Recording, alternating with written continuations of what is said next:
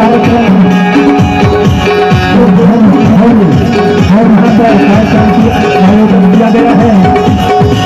हम सभी के माताएं बहनें और भाई बंधुओं से आग्रह करूंगा कि शांतिपूर्ण बनाकर बैठिएगा और हमारे सांस्कृतिक धरोहर लोक छत्तीसगढ़ी गीतों का संहार आया हुआ है।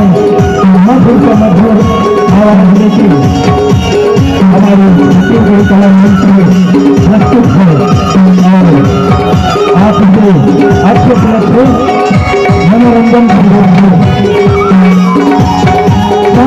बना के मजा लीजिएगा और गीतों का